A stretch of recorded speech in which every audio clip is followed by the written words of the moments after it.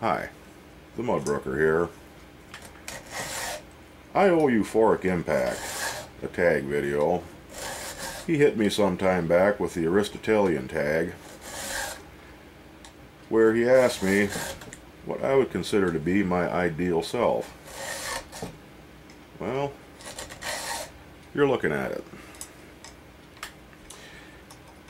I've been taking advantage of the lack of snow this year to get out in some of the swampier areas now that they're frozen down and pick up some wood.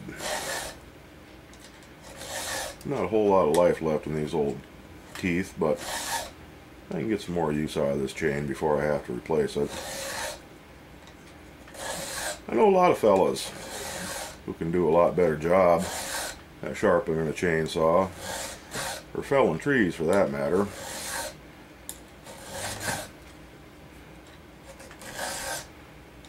There's a certain zen-like quality to making things sharp, whether it's sharpening knives or chainsaws. And there's a lot of different devices and jigs and guides and powerized sharpeners out there that can make this go a lot faster. But I like to do it freehand with just a file.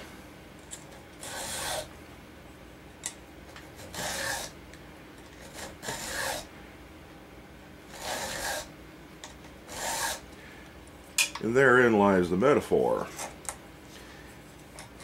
You see, if you lack the hand-eye coordination or the desire to learn how to sharpen a chain with nothing more than a file, it's probably best that you leave chainsaws alone. By taking the time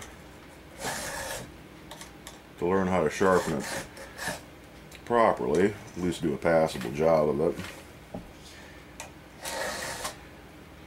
you become much more intimate with the details of how the saw works